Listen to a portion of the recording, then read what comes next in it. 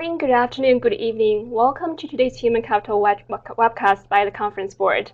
I'm Amy Yi. I'm very delighted that you can join us today to get a preview of our upcoming research on employee groups. So at different organizations, may have different names for employee groups.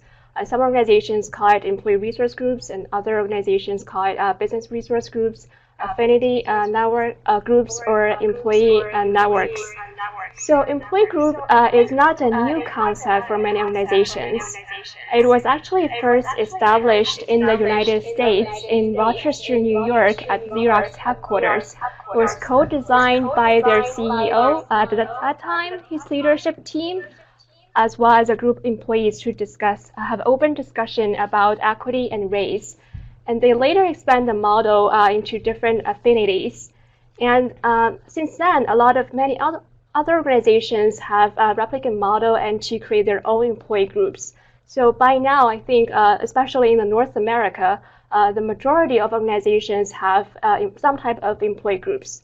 So our webcast today is not actually focused on the rich history of employee groups, but instead we are looking into the future. So what's next for employee groups?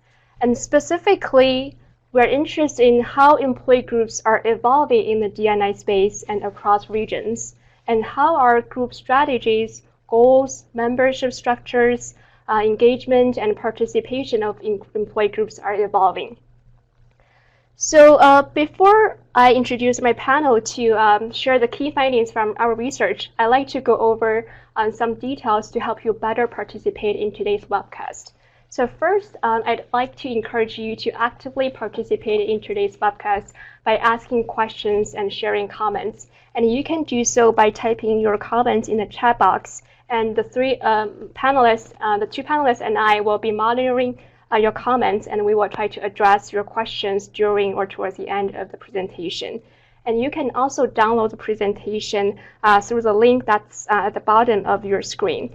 And there will also be a brief evaluation at the end of your presentation, and it only takes about a minute or two for you to respond. So thank you in advance for your feedback to help us improve going forward.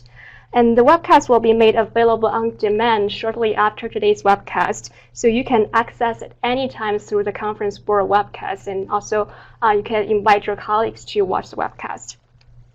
Last but not least, you can earn HRCI, SHRM, or CPE recertification credits for attending today's webcast live.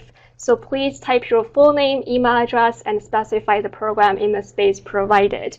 You will also need to respond to 3 pop-ups throughout the presentation today, so please look out for those. So now I'm very pleased to introduce our panelists for today. So we have 2 of the 3 co-authors with me in the studio today. We have Laura Septini, who is the principal researcher at the Human Capital Center of the Conference Board. We also have Amanda Popilla, who is a human capital researcher. So Laura is a very experienced researcher who has extensive expertise on issues of global diversity, equity and inclusion, leadership and talent development, and work-life effectiveness. Welcome, Laura. Thank you. And Amanda has been with the Conference Board for over 6 years, and she has conducted a lot of research in the space of employee engagement, talent management, and diversity and inclusion. So welcome, Amanda. Thank you, Amy. It's good to be here. So the 3 of us will share with you some key findings from our research in the following order. So we will first explain what employee group means in our definition. We will share with you our methodology, and we will also discuss some background information of employee groups. And we'll spend the majority of time discussing the 3 key global trends we identified from our research. I'm not going to be the spoiler now to disclose the 3 trends, but we look mostly from the 3 areas of structure, focus areas, and engagement of employee groups. I know our audience is also interested in what they should do to improve employee groups. So we also, towards the end of the presentation, we will have some actionable, detailed recommendations for you to bring back and to apply in your day-to-day work. And last but not least, we have a list of key questions for each organization to consider. We don't have them in today's webcast, but we have those in our report, which will serve as a self-assessment tool for you to evaluate your organization's employee groups progress. So the report will be released in December 2019, which is next month, and we will have it ready before you celebrate your holidays. So before we share our findings, I think, Laura, do you want to first define what employee groups is and share with some methodology of the research? Yes, and thank you for the context you provided. As you can see in the slide, we define employee groups as in a way that tries to be comprehensive and inclusive of all the different types of groups that Amy just described. So we use an umbrella term, employee groups, but to mean all the different examples from employee resource groups, networks, affinity groups, etc. And we also narrow down the definition to these specific elements. So we define it as any type of volunteer, employee-led, company-recognized entity formed to act as a resource for both organizations and employees. And this connection between organizations and employee groups is key to our study. So I wanted to provide context about the methodology related to this finding. I should mention that as the definition shows, we provided a few examples to our participants, but the landscape of employee groups is really continuing to evolve. Typically, employee groups are formed around a particular interest or dimensions of diversity, such as gender, race, ethnicity, nationality, but they can also be related to a work-life stage, such as groups for working parents or group for early career or late career professionals. We also find groups that are specific to industry-specific interests, and job functions. So those examples are all included here. The key for us was to having a definition that would include a lot of different types of groups, but would also focus on groups that are recognized by the organizations and formalized. So to study this topic, what we did, we started first of all with a literature review and a review of best practices in this field. As Amy mentioned, groups have been around for a long time. There's a long history in the United States. And so we wanted to build on that history. We didn't want to having to reinvent the wheel when it comes to the definitions as well as the study of employee groups. So we built on that very rich set of research and data. And we conducted a survey of 92 organizations, and these are organizations that have in place the definition, the groups, the way we defined it. So we didn't include organizations that may have had other types of groups that don't fit within that definition. And then we did in-depth interviews with leaders from organizations, and these are leaders that had responsibilities in the area of employee groups. And the in-depth interviews provided some good qualitative data that we're going to, describe, and my colleagues and I here are going to describe. The interviews were also global, same as the survey. So specifically, we interviewed leaders from North America, Europe, and Asia. I think that before moving forward to describe the sample, we have a couple of poll questions. We want to understand who's on this call and what your interests are. Thanks, Laura.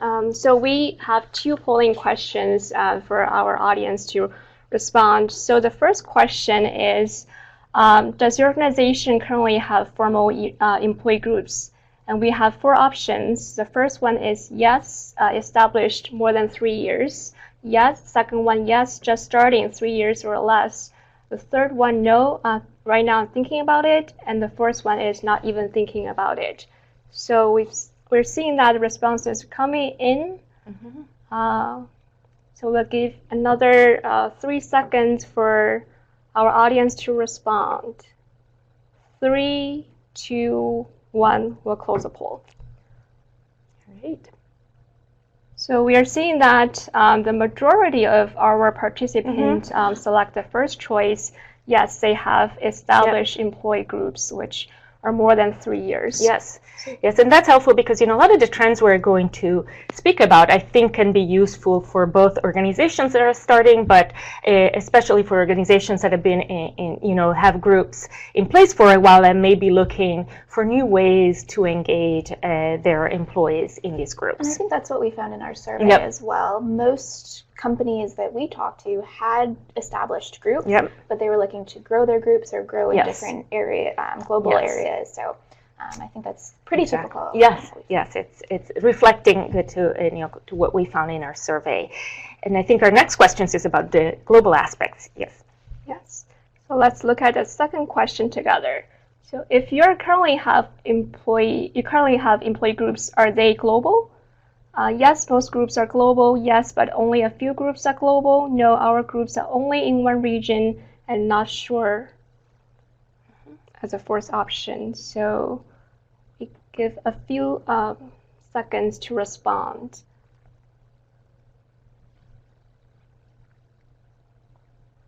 Okay, 3, 2, 1. Yes.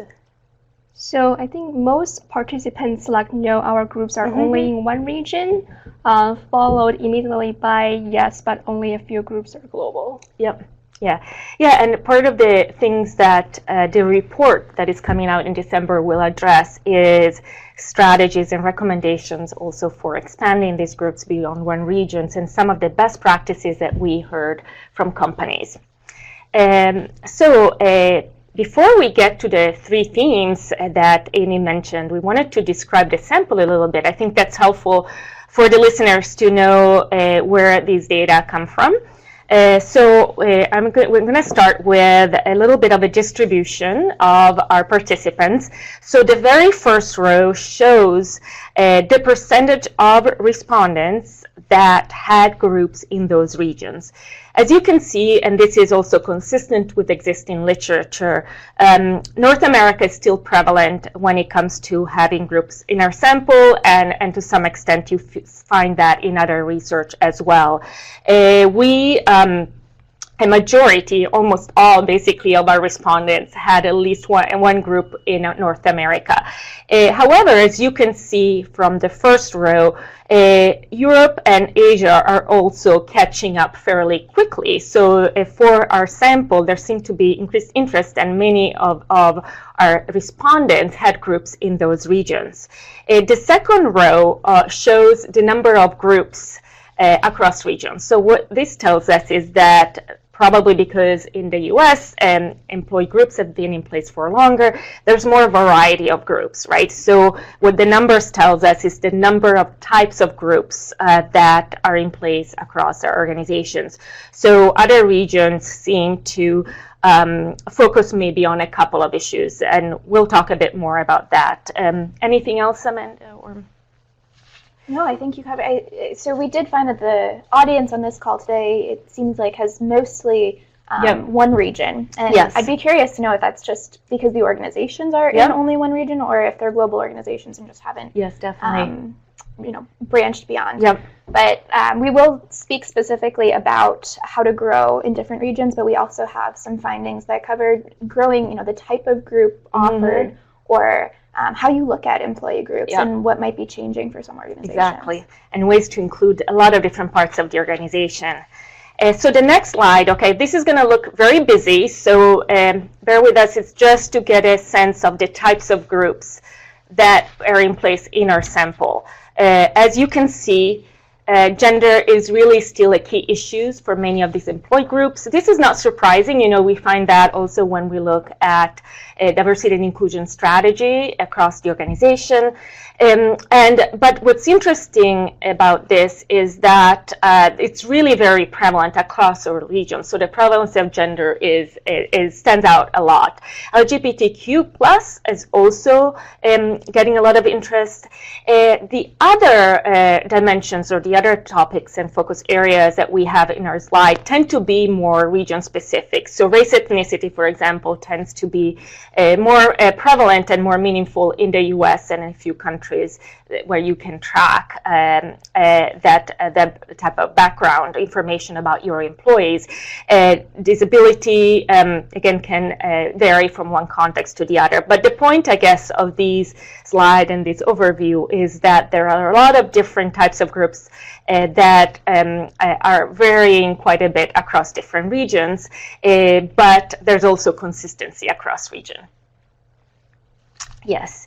So now that we're talking about the types of groups, we're going to talk a little bit about why organizations implement and employ the groups. And this is, so in the next slide, you'll see a sort of a model, if you will, of how organizations often implement employee groups. And for those of you who have had groups in place for a while, which is the majority of the listeners, probably this is not new, but it's a good summary and overview of some of the issues we're going to talk about. So we see these three areas as key, is talent and diversity and inclusion, business impact, and community and sustainability. So I'll provide a few examples of each, but ultimately organizations often flow and go from one of these topics areas to others, and depending on the groups or on the strategy for a particular year, for example. So the talent and diversity and inclusion activities are typically the ones that we know most about. So this could be, for example, a group that is helping the organization with recruiting, right? Let's say that you need to want to increase the number of women in STEM in your organization, so you may use your women in STEM resource groups or women's resource group to help get new ideas on how to recruit more women in that area. Or you may have a group that, or you may want to increase leadership development opportunities for employees that normally don't have those opportunities. And again, the groups can be a way to ensure that employees practice leadership skills as part of their group membership. A business impact focuses more on activities of the groups that have a very close connection with some business outcomes. This could be, for example, groups supporting the marketing team on a marketing campaign that is targeted to particular parts of diversity and inclusion. It can also be developing products and ultimately, even the talent and D&I aspects can help business outcomes in a variety of ways. Lastly, the community and sustainability groups. We'll talk a little bit more about that when we go into the different kind of interests that are evolving in the groups. But this is really another way that employee groups typically engage employees and the community around them. So volunteer opportunities or opportunities to really look outside different offices to find ways for the organization to connect with the communities around them outside of the headquarter region. So examples, might be, an employee group focusing on disability may partner with an organization or a nonprofit outside their business to increase awareness or find activities or hire and recruit employees with disability. So these are a couple of examples. What I should mention is that, again, organizations may do this work and revolve around these three areas in a lot of different ways. What we found, though, in our research is that it's not as easy as it looks from this. Companies are still facing challenging in finding the best way to do this effectively and in a sustainable way. So our next question is about challenges and barriers, and we're going to describe what we found as well in a second. Yeah, thank you, Laura. And we do have our third polling question was the last poll for our audience to respond. This is about the biggest challenge you are facing regarding employee groups. So we have 5 options. The first is employee group sustainability. Second, align employee groups with business priorities. The third, measuring and tracking employee group results. The fourth, demonstrating the ROI of the groups. And the fifth, succession planning for employee group leaders and sponsors. I'll give another 5 seconds for our audience to respond. 5, 4, 3, 2, 1. Close the poll. So this is consistent, right? Consistent with our results. Yes, so we're going to show a slide with our results in a second, but if you look at the polling results, as you can see, many people still have challenges with sustainability of the employee groups and keeping interest, keeping the momentum. Yeah, and we did hear that. I mean, I know we're going to talk about the results, but thinking about when leadership changes or when somebody's been in the group for a few years, how do you keep it fresh and new and keep things moving? You know, when it seems like everything's been done before. So how do you create? How do you keep that momentum? How do you keep the group's effectiveness? And as you said, sometimes maybe you have a very engaged employee group leaders or a very engaged group of employees that may move roles or move organizations, and how do you maintain that? So in the next slide, what we're going to use is our findings, and as you'll see, are very consistent with what the listeners to this webcast have reported. I should mention that these are only the top 5 barriers from our survey. So what we had asked respondents is to tell us their top 3 challenges when it comes to their employee groups. And then we report here the top 5 that emerge in our sample and the proportion of respondents who picked those 5 as one of their top 3. So maintaining the momentum, again, is the top one, and this was across regions. Aligning to business and talent priority was also a big one, and that's another one that we'll discuss in our recommendations. I wanted to focus a little bit on number 3 and 4 because they both have to do with measurements. So just to clarify, we looked at metrics in a couple of ways for the groups. One is just tracking participation and attendance. So one way that we organizations track what's happening with their employee groups is just by making sure they know how many members they have in each groups and the extent to which people participate in events that are created by the groups and so on.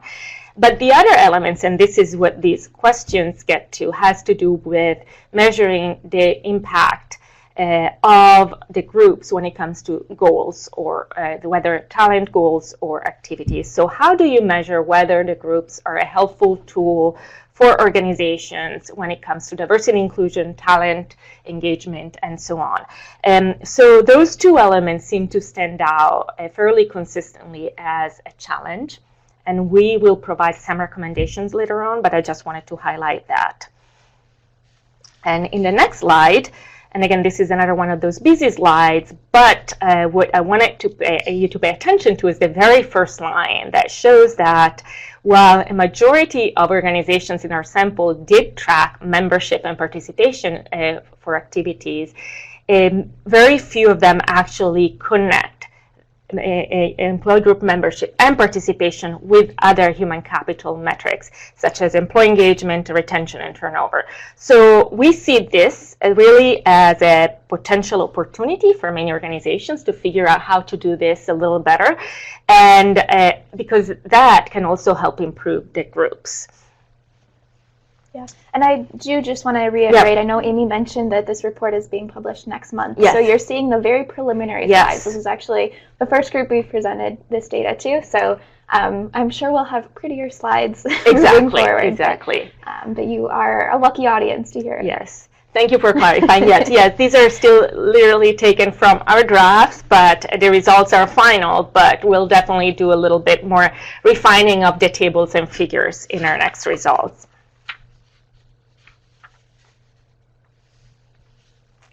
Okay, so here are our top global trends for employee groups.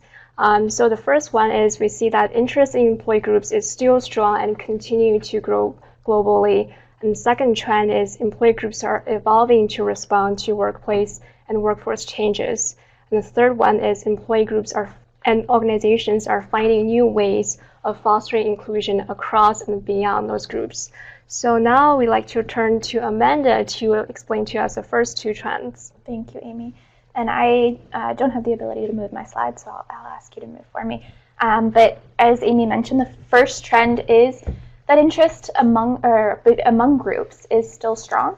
So if we go to the first chart within this trend, we see that in all regions, employee membership is increasing. So we asked respondents how has membership changed in the past 1 to 3 years, so in the recent past, and 72% on average across the regions said that membership is increasing.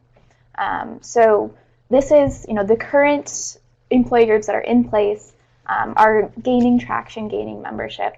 Laura spoke a little bit earlier about the difficulty in measuring and tracking, and we see that here as well. So there is a large percentage that actually don't track membership even. So that's something that we continue to talk about and focus on. Measurement is an issue and something that we need to work on in our employee groups. Definitely. But for those that do measure, it's increasing. So we can move to the next slide. And this is a similar question, similar chart, but looking at participation in the groups. So this isn't just people that are formal members, but looking at those who participate in speaker series or volunteer events or trainings that the employee group might put on. That also is increasing. So 70% of respondents across regions said that membership is increasing, or participation is also increasing. Yeah. So going strong, right? Yeah, no, and this is a finding, of the three trends. I think this is really interesting because we see this across all regions. So it really speaks to the fact that many organizations are seeing more interest, more participation in events, and are getting, more people to participate across regions. And I should mention that in the survey, we had divided increased to moderately and largely increased, and the largely was really prevalent. So we combined the two to have increased, but I think that's a really interesting finding. Yeah. Yep. So the next slide, looking at the ways that employees learn about these groups. I don't think there are going to be many surprises here. So word of mouth is the main way that employees are learning about employee groups. Also high on the list are the company intranet, new hire onboarding, email notifications. So these are all kind of the typical ways that we communicate about employee groups.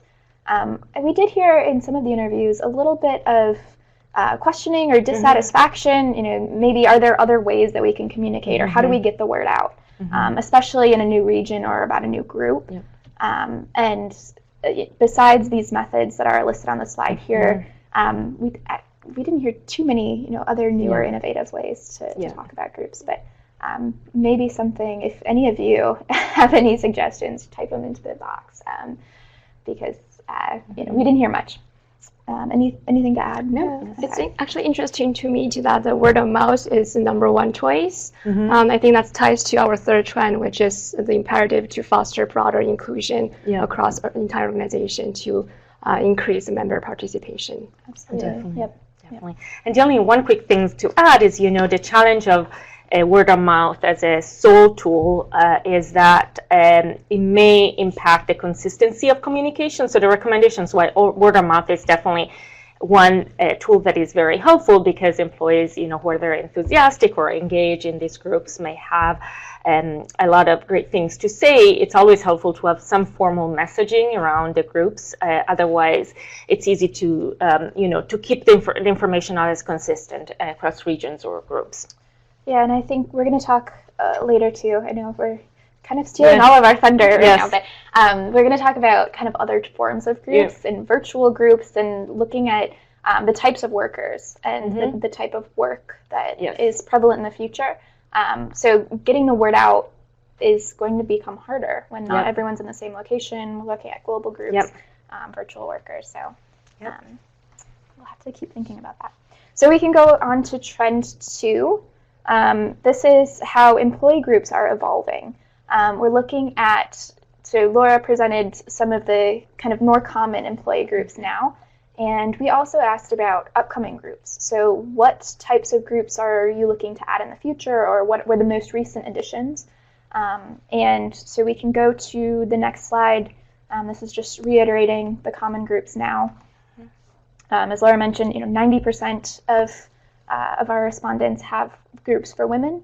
LGBTQ population is the next highest.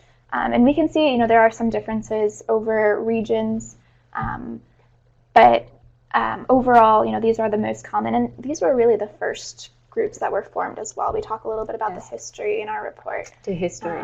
And so, they're the most established. But if we go to the next slide, we look at some of the new structures and new groups that are forming. Interesting, when we think about employee groups, we think about something that employees have in common. And often it's a personal characteristic if we look at some of the typical groups now. But where they're headed, there are some differences. So if we look at kind of well-being, mental health, fitness, this isn't necessarily a personal characteristic of a person. It's really more broad. Everybody can participate in some of these groups, and everybody has a place here. So looking at environment, sustainability, these are kind of interest groups almost. Yes.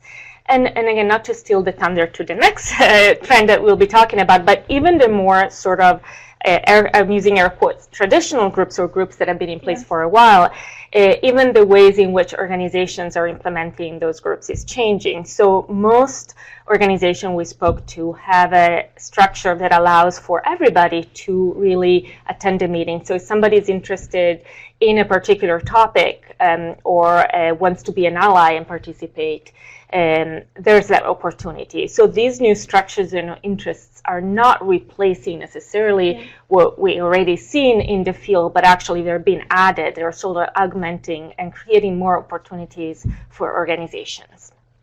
Absolutely, yeah. So we did see, the traditional groups are growing in membership, and we're also adding these new types of groups. And so yes, we've got the allies, we've got other kind of groups that are participating. We also are seeing, so we have STEM, technical employees, creative employees, so job classes. So looking at, spending more time with your coworkers and people that are interested in similar job categories. We also have generations here. So there are new groups forming around mid to late career, mature workers, experienced hires. We've also seen groups for millennials and kind of across the spectrum on the generations, and also multi-generational groups. So what can we learn from other generations and kind of bringing everyone together in that way. The gray box here is cross-membership groups, and I'm not going to talk about that because we're going to talk more in the next section. But we are seeing that some groups are forming that are looking across to include, a broader group. It's not specific to one affinity, but it's really going across, and we will talk about that in the third trend. So we can go to the next slide, and this is a little bit of a recap, kind of ties everything together that we've talked about. There are evolving priorities. We're seeing expansion of groups, not only in terms of membership, but the types of groups and the chapters, locations, geographies. We're seeing new activities and opportunities even within groups. So thinking about ways to kind of keep it fresh and new, and we'll share some examples later for that as well. We're also connecting between groups. So Laura talked a little bit in the beginning about how groups are kind of coming together and focusing. We heard a little bit in some of our interviews about people that might feel like they belong to multiple affinities and kind of making the connections for those employees so they don't feel left out because they're not only defined in one way. So there are ways to collaborate and connect between groups.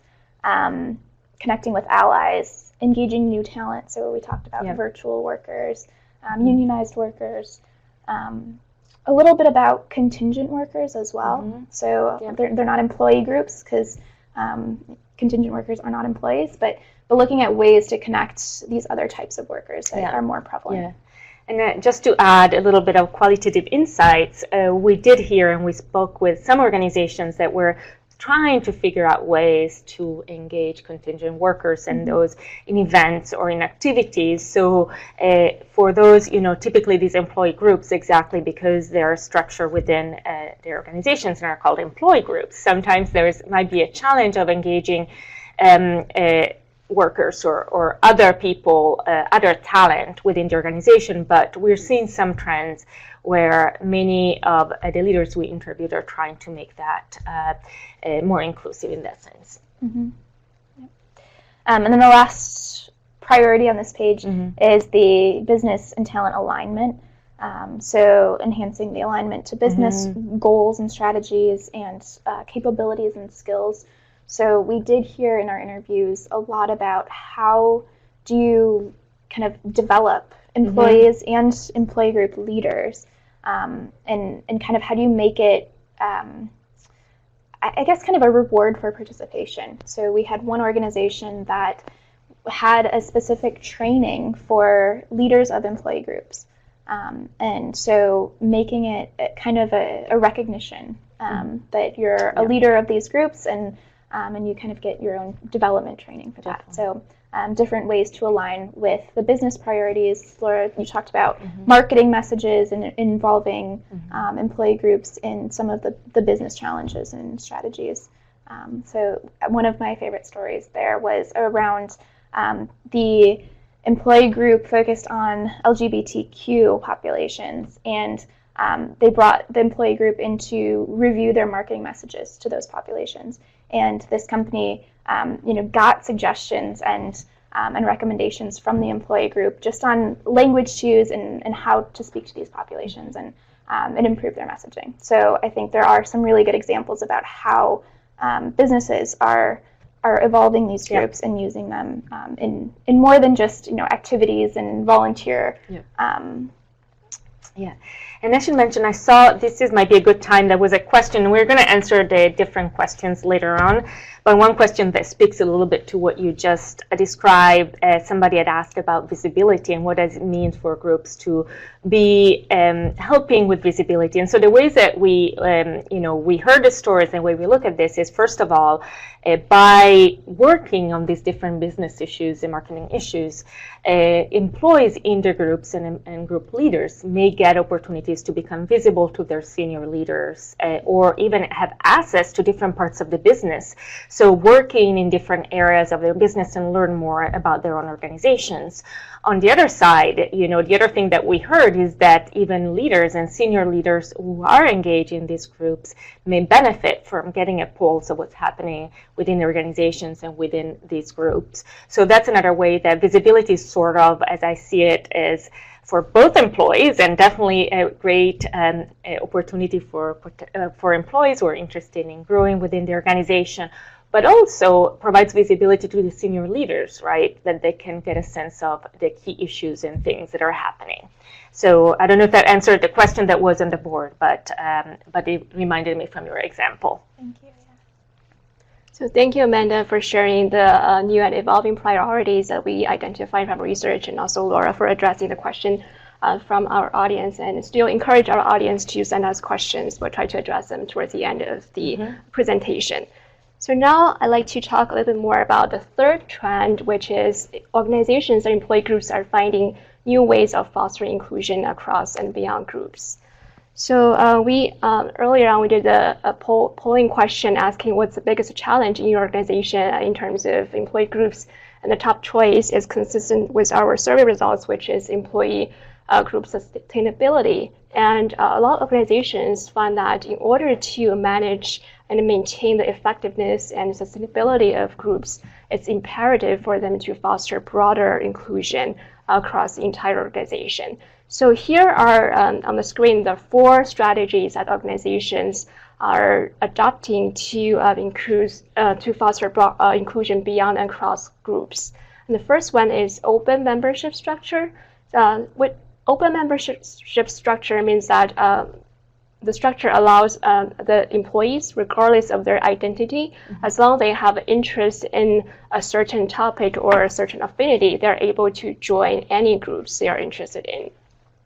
So as Amanda mentioned earlier, that a lot of employees actually complain to their D&I leaders. They feel like they don't belong to only one affinity or they have more than one interest. So this open membership structure actually allows them to alleviate such concerns and invite more employees to join the different groups. The second one, as I mentioned earlier, is about engaging non-traditional employees.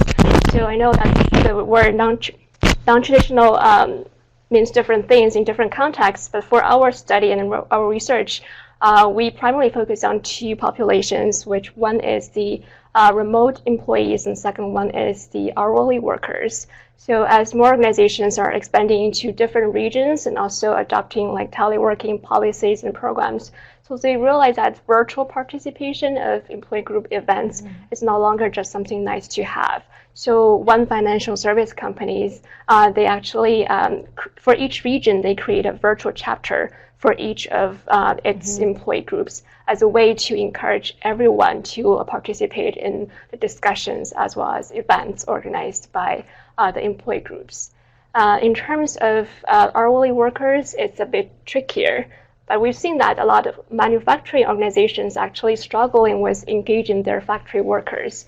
So one Europe-based food company actually has made some preliminary success in engaging their factory workers. So one of their senior leaders really firmly believes in the value of their employee groups as a way to sort of foster an open dialogue among their employees and for them to provide suggestions to help improve the environment of the plant. So he went to the HR of the organization as expressed interest in establishing employee groups in their work plans, but he got pushed back by HR because employee groups are usually voluntary and hourly workers don't have the personal time to participate in the employee groups. So, but he definitely believed the business value of employee groups. So working with HR, they decided to allocate some training time for their employees to participate in the employee group and activities and events. So that's one of the very innovative ways that we see that organizations use to engage factory and hourly workers. We talked a bit about allies before, so the increasing allyship is also a theme that we saw from our research. Some organizations have expanded their LGBT employee group to LGBT and ally employee group to broaden the scope. And another employee group that with a lot of allies is the disability or ability groups that many companies have. So as a way to for other colleagues to support this population or simply for them to better learn about this topic because they have friends or family members who are experiencing the same issue. Yeah, and I think that's an important point because a lot of the groups have been open to allies, but we're seeing that they're even changing their name to include ally in the name, so it's more inclusive. So it's not just the group for this population, but it's also for allies. And I think that's something that's a little bit different that we're seeing in some companies. Absolutely, yeah. So branding definitely helps with increasing the participation and the membership of the employee groups. And last but not least is we've also seen some organizations start to have the general or multi-affinity or multi-focus groups. And Laura will later share a specific example of the multi-focus group. But instead of focusing for one employee group to focus on a single topic, this multi-focus groups, and they rotate topics on a monthly, quarterly, or annual basis as a way to invite employees with different interests and from different backgrounds to participate. So we've also seen that organization fostering inclusion beyond across groups. So intersectionality increase. The intersectionality across employee groups is also a theme that we saw from our interviewed companies. So there are a lot of benefits of enhancing intersectionality across different groups. One is best practice sharing. So one financial services company, their LGBTQ employee groups is really well structured, well developed, and a lot of good practices in terms of engaging allies. So their women's network and saw that and seeing why couldn't we replicate the same model for our women's network. So they learned the best practices from their LGBTQ group, and they later established their own male advocates program as a way to engage in allies. And another thing is about organizations, their D&I leaders, as they talk with their engagement employee group leaders, they saw that they're express the same interests in terms and the same goals of employee groups. So as a way to avoid duplication of efforts and also to better allocate the resources, they actually encourage the employee groups to plan events together. So here is a quote from a D&I leaders from a Europe headquartered consumer goods company. So we encourage, he said, if we see something common among employee groups, we invite multiple groups for lunch and learns. The win-win is that there will be more people to help plan the event, which will also raise awareness about particular employee groups that people may not know about previously. And we also seen that some organizations are trying to foster stronger partnerships, relationships with external organizations. As Laura mentioned earlier, that one of the key focus areas of employee groups is to increase community involvement and engagement. So one healthcare-based organization, so they've been pushing really hard to align each of its employee group to a national level nonprofit organization. For example, their Black ERG is aligned with the Girls and Boys and Girls Club, and their Women's Network is connected to the American Heart Association. So they found that not only that it's building the partnerships with external organizations can help improve employee engagement through additional volunteer events, but also can help reduce the cost for employee groups, as we know that many employee groups don't have a large budget, but they always invite speakers, external speakers, to speak at their local events. So if they already have a strong relationships with external associations, they are inviting some speakers, and they usually can bring them in at a very lower cost. So it's a win-win for both their employees and also for the sustainability of the employee groups. So these are some ways that we see organizations are taking to foster broader inclusion. And as I mentioned earlier, we have a specific example of a multi-focus group. Yes, and this is one of the most interesting findings from this research. In my perspective, it's sort of the evolution and how many organizations are trying to engage broader groups of employees and to encourage cross-participation and collaboration among the groups. So as Amy mentioned, one of these new, and Amy and Amanda actually mentioned, there's this new structure, and we heard different titles for it. People call it general group membership, multi-dimensional, multi-factor, multi-focus, and it's really a way to respond to the way the work is changing and also to encourage inclusion. So in this example, we have one organization that had this multi-factor or multi-focus group. And what the group did basically was, these were members that were interested in a variety of topics and were interested in participating in diversity and inclusion strategy. And what they did, they just rotated the topics and the focus of the area. And just, first of all, to align into what the organizations were doing, right? So let's say again that one of the goals of fiscal year 19 was to engage more men in gender initiatives. Then the multi-focus group would focus on that priority. In this example, the type of priorities varied. So sometimes the groups came up with a priority based on the interest and on the memberships. Other time, it was really a way to align them to what was happening across the organizations and the priority they might have had for that region or that area of the company.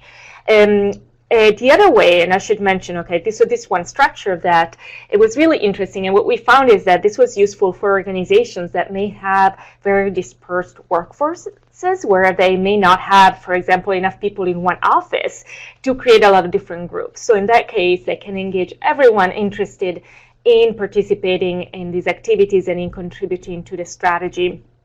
And also allows people to join the groups when maybe there's an area of focus that is especially interesting, and that creates some sustainability because those topics continue to rotate. What's interesting about this structure too is that we actually heard from companies that are using this in addition to their more traditional, again in quotes, or typical one issue focused employee groups. And the way that would work is that these general membership or multi-focus groups will have a strategy to support other groups like, again, LGBTQ, gender, women, disability. And so they may help the other groups with particular activities or goals. And again, this was, having been doing this work for a while and be familiar with many ways that organizations implement groups, this to me is one of the evolutions that are most interesting. And I should mention that this type of group emerged as one way in which companies are addressing this both in North America and Europe. So it seems to have some global interest in this particular structure. Thanks, Laura. Yes. Yeah. So towards the end, we are giving some actionable recommendations for organizations to take to help them to improve and maintain the sustainability of the employee groups. And Yes. Laura. Thank you. Yes, and so I want to be very, I'm aware of the fact that we have about 10 minutes, so I'm going to go through many of these recommendations, but I really want to make sure we also get to some of your questions. So the recommendations are really come from, first of all, from the best practices we've reviewed, as well as from recommendations from our interviewees, and some of the insights that also come from the open-ended responses in our survey. So many of these are probably not new to those of you who've been in this area in a while, but I think that our survey really reinforced how these are still current and are still needed to move the employee groups forward. So the first one is about articulating the business case and really having specific goals and strategies around the groups. So for the groups to be effective and sustainable, it's important to make that connection to either the talent or diversity and inclusion strategy of the business strategy that allows employees, again, to participate in those activities, but also it provides companies with one data point, if you will, to track how they're doing and how effective the groups they have are at a specific point in time. While the business case and the goal from the organizational perspective are important, our data also suggests that you don't want to lose sight of what employees' interests are. And these are interests both in terms of what employees are sharing with the organizations about things that are important to them, as well as interests related to their leadership, their professional development. And this is something, again, that I think allows companies to really get the most benefits out of these groups, because you have that connection between employees and organizations that is key for these groups to be effective. Other recommendations that we have here, and again, these will be explained a little bit more in depth in the report, so I definitely encourage you to read the report, but these have to do with continuing to engage multiple stakeholders. They'll make this just about HR, just about D&I, or just about the groups. This really should involve as many people across the organizations as possible. We didn't have time today to talk about employee group leaders and executive sponsors, but those are also other parts of these groups that can be very helpful to overcome some of the barriers that we heard about today. Strong communication strategy. This speaks a bit to the point that we made earlier about it cannot be just word of mouth, because that takes some consistency away from how we talk about these groups. And we find that can also create misperceptions among employees, about what groups are doing, what their goals are, and what groups are, where the groups are in different parts of the organization. Last but not least, I'm going to spend a few more minutes on the last challenge, which is about metrics. We've already discussed about this, and in the next slide, we provide some recommendations. And these are, you will be able to download this deck, so I'm not going to read through this into much detail, but I would want to highlight a couple of elements of these recommendations. First of all, whenever possible, do track. I think one of our questions was about the difference between tracking membership and participation. So tracking membership really is about counting and having a sense of who official members on any groups are.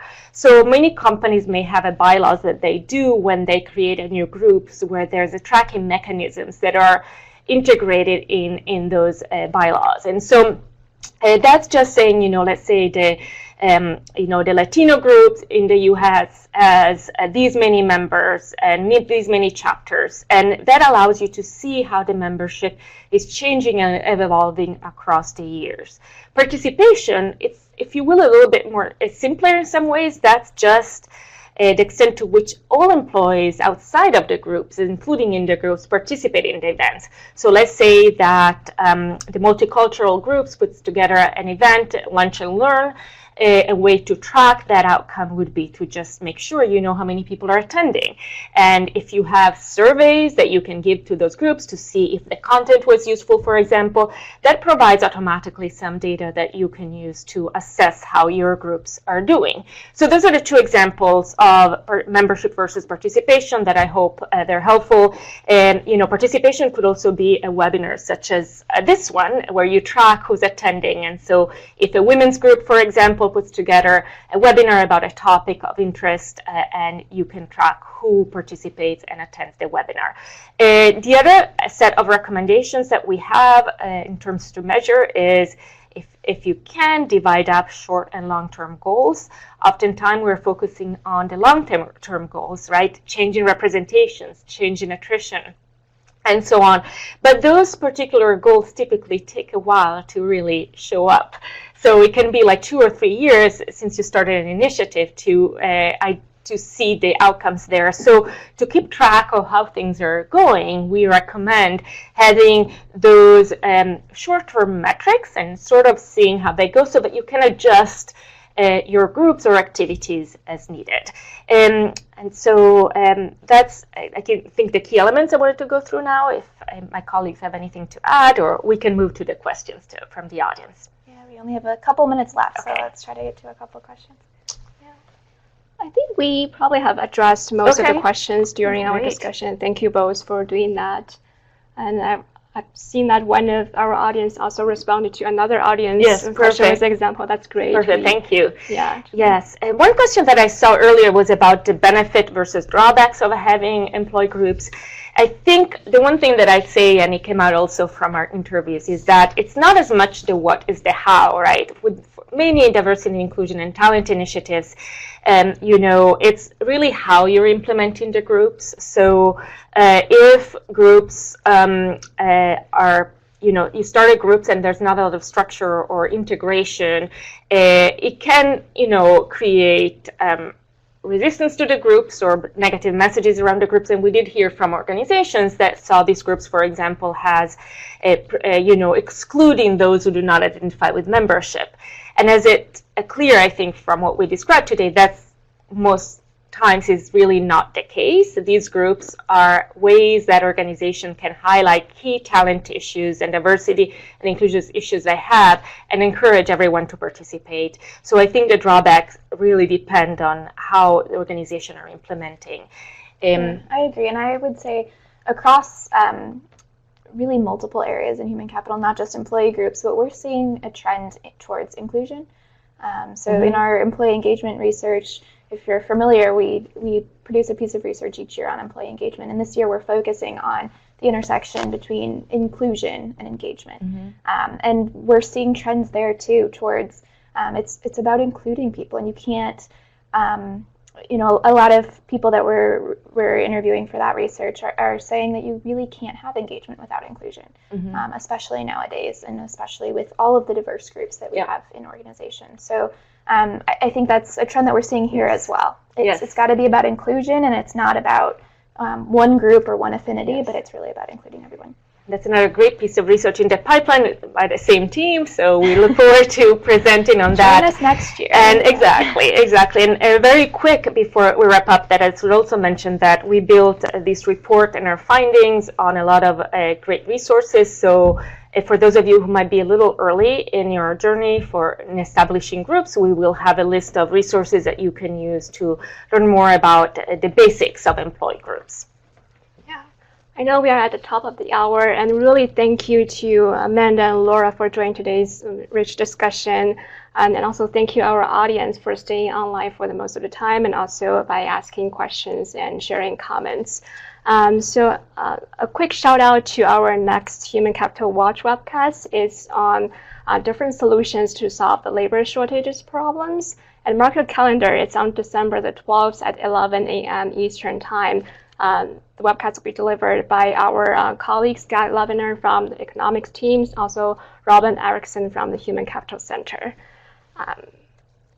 And for those of you who are interested in the D&I space and D&I conferences, it's never too late to sign up for a conference, which is in June next year. You'll be in Brooklyn, New York, and we now have a code for a 500 discount on this event. So join us, and thank you again for participating in today's webcast, and don't forget to fill out the evaluation for us. And thank you. See you next month.